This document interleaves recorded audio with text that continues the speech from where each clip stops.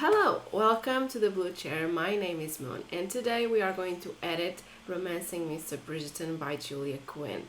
What do you need to know about this novel? It's an historical romance novel set in the 1800s in the Regency era in England.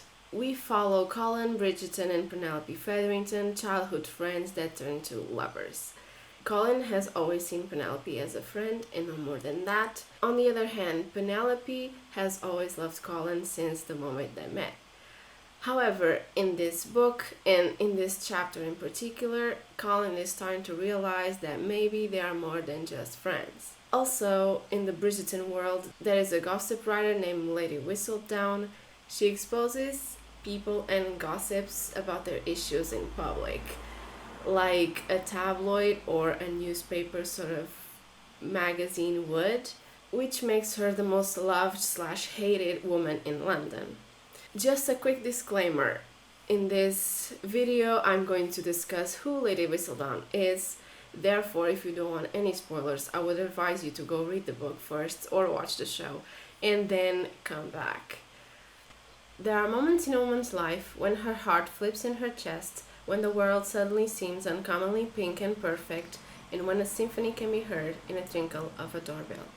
Penelope Featherington had such a moment 2 days after the Smith musicale. All it took was a knock on her bedroom door, followed by her butler's voice informing her, "Mr. Colin Bridgerton is here to see you." Penelope tumbled right off bed. Brierly, who had butlered for the Featherington family long enough so that he did not even so much as bat an eyelash at Penelope's clumsiness, murmured, "Shall I tell him you are not in?" "No!" Penelope nearly squeaked, stumbling to her feet. This is the beginning of chapter 8. The Smith musicale was closed in the last chapter, so we are starting in a blank space. When approaching a new scene, I like to go by answering who is where and how are they feeling. Analyzing this opening scene, you have a who, Penelope as in a woman's life, where, somewhere where a doorbell can tinkle, and Penelope's bedroom, and how are they feeling, happy and giddy. On reading when a symphony can be heard in a tinkle of a doorbell, I imagine a doorbell tinkling like in a store or something of a sort. But then when I continue reading, I realized we were in a bedroom, and that left me confused. It took me out of the narrative to process the whole thing, and it took me a while to get back in, actually. So it's important to guide the reader in their mental picture of what's happening. So be mindful when you are using metaphors, analogies, or any other technique that influences that. Otherwise, it will happen like this time. You can argue that, oh, but Colin is visiting her, therefore he rang the door, right? So that's the relationship between the two.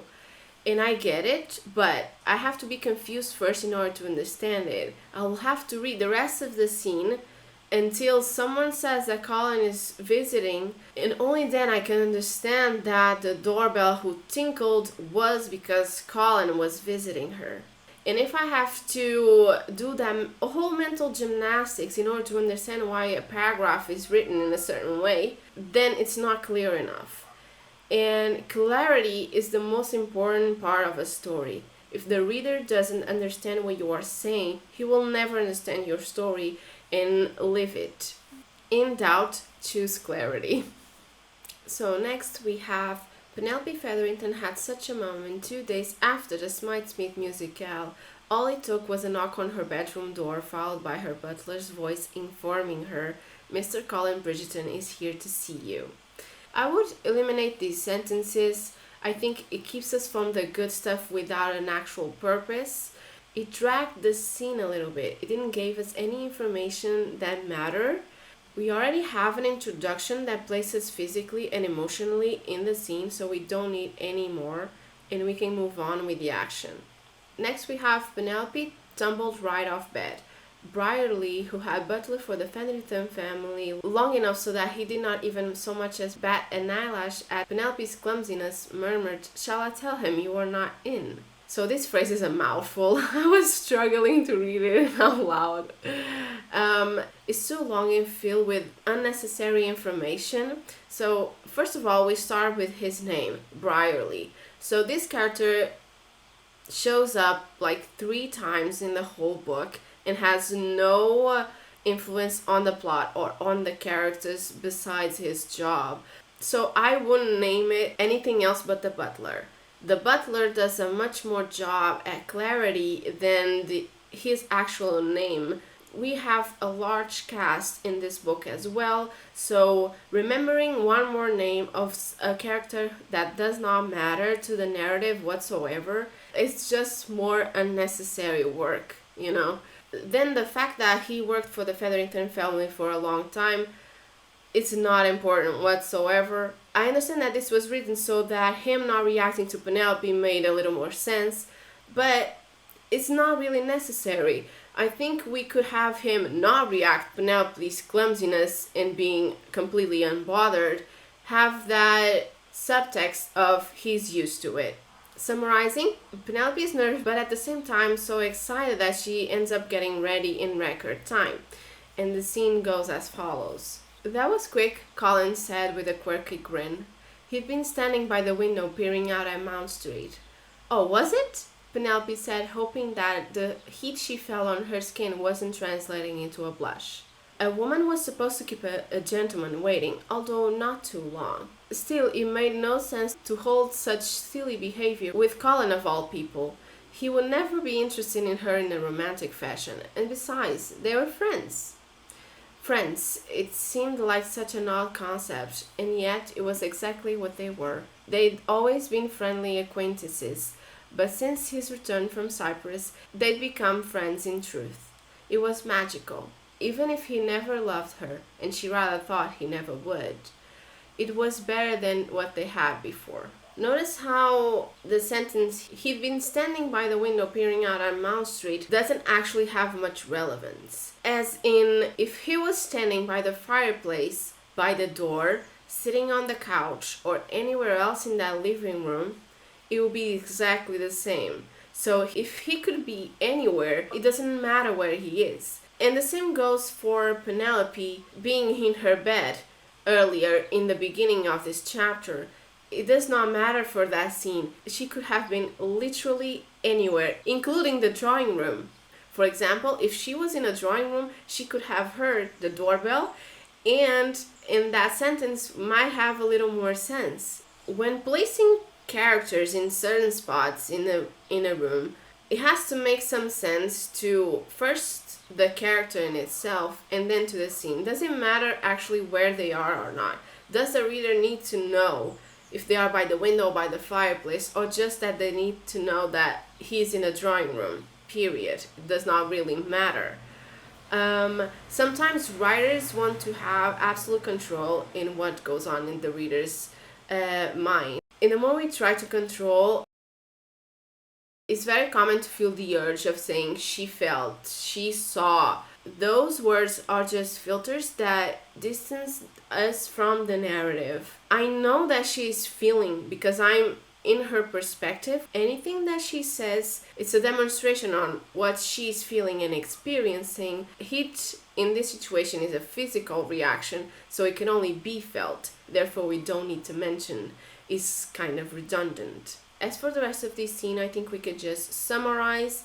It's saying basically the same thing multiple times in different ways, so we can trim it down and summarize the whole thing. So moving on with the scene, we discovered that Colin is there to see Penelope because he suspects that his sister, Eloise, Penelope's best friend, is Lady Whistledown.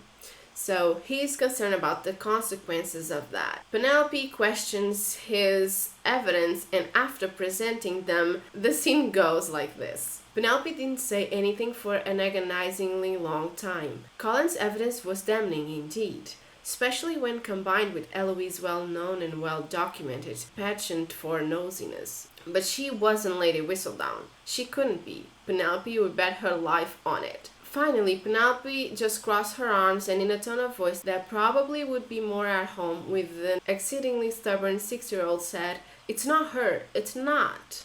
Here, a crime was committed. A crime that no get-out-of-jail-free card would ever forgive. That is, a character lying to the readers. Spoiler alert, by the way. Penelope is Lady Whistledown. When she said, but she wasn't Lady Whistledown, she couldn't be. Penelope would bet her life on it. She was talking about Eloise. When I read this, knowing the truth, I was like, what? This is insane. This makes absolutely no sense. Why would the only character who knows the truth say that? And she's not saying to Colin. This is not a dialogue line. If it was, Penelope was lying to Colin, which would make total sense because she doesn't want the truth to be discovered. Total sense. But this is written in her perspective, and it makes absolutely no sense. No character who knows that Eloise is not a Lady Whistledown would doubt that Eloise couldn't be or could be. It makes absolutely no sense. I probably made also absolutely no sense explaining this, but I was baffled. There's only one way you can lie to your readers, and that is if you're writing an unreliable narrator. That is totally fine. You are free to lie to your readers all you want, because the trust was built around the fact that they lie. Here, it's not the case. Penelope is not an unreliable narrator. She's a very reliable narrator. She, like most characters in books, when we are in their headspace, they tell their truth. And the truth is, Penelope would never question, oh, she couldn't be. Penelope would bet her life on it. She would never do that. Of course she would bet her life on it, because if I knew the truth, I would bet my life too. Okay, let's move forward. Do you know, he said in a rather intense sort of a voice, but I don't think it matters if she's Lady Whistledown or not. Penelope stared at him blankly for a whole 3 seconds before looking at the room, muttering, "Where's the food? I must be lightheaded. Haven't you spent the last 10 minutes positively going mad over the possibility that she is?" As if on cue, Brierly entered the room with a heavily laden tray. Penelope and Colin watched in silence as the butler laid out the meal. "Would you like me to fix your plates?" he inquired. "No, that's quite all right," Penelope said quickly. "We can manage ourselves." Brierly nodded, and as soon as he'd laid out the flatware and filled the 2 glasses with lemonade, he left the room. So let's debate about suspending a scene and dragging a scene, and what's the difference. In this sequence, what did the whole interaction added to the story, to the scene, to what they were saying? For me, absolutely nothing. This whole thing could have been replaced with the butler entered the room, laid out a meal, and left.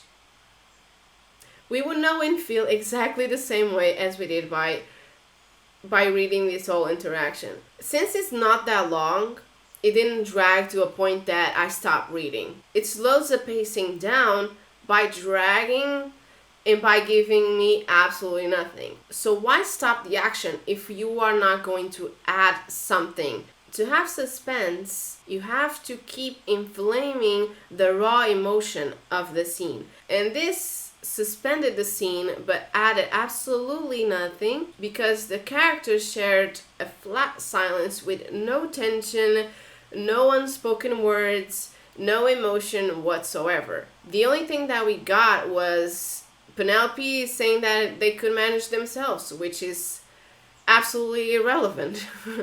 I'm sorry, it is.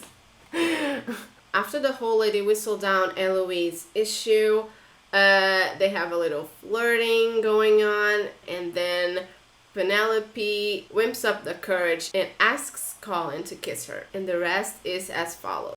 Chapter 9. His life as he knew it was over. "What?" he asked, aware that he was blinking rapidly. Her face turned a deeper shade of crimson than he thought humanly possible, and she turned away. "Never mind," she mumbled. "Forget I said anything." Colin thought that a very good idea, but then, just when he thought that his world might resume its normal course, or at least that he'd be able to pretend that he had, she reeled back around, her eyes alight with passionate fire that astonished him. "No, I'm not going to forget it," she cried out. I spent my whole life forgetting things, not saying them, never telling anyone what I really want. Colin tried to say something, but it was clear to him that his throat had begun to close. Any minute now, he'd be dead. He was sure of it. It won't mean a thing, she said. I promise you, it won't mean anything, and I'd never expect anything from you because of it. But I could die tomorrow and... What? Her eyes looked huge and meltingly dark and pleading, and he could feel his resolve melting away. I'm 28, she said, her voice soft and sad.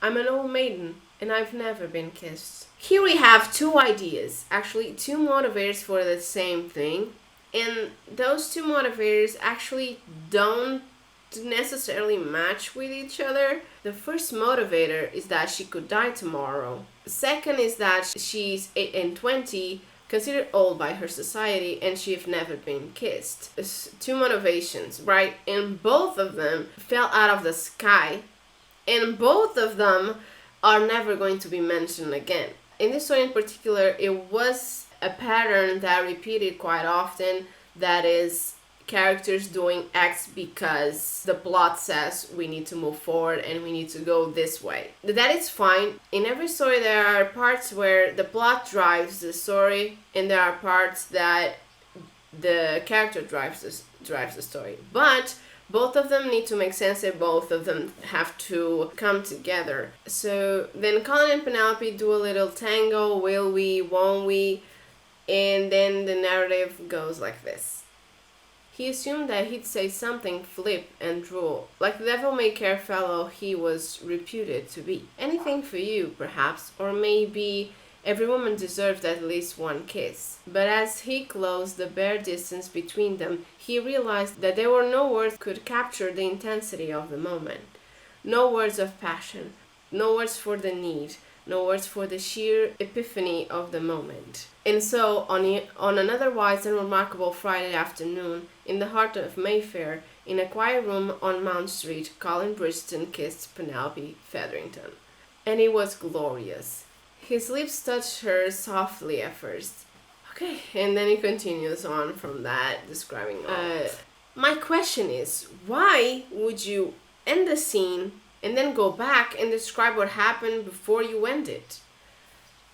That's confusing.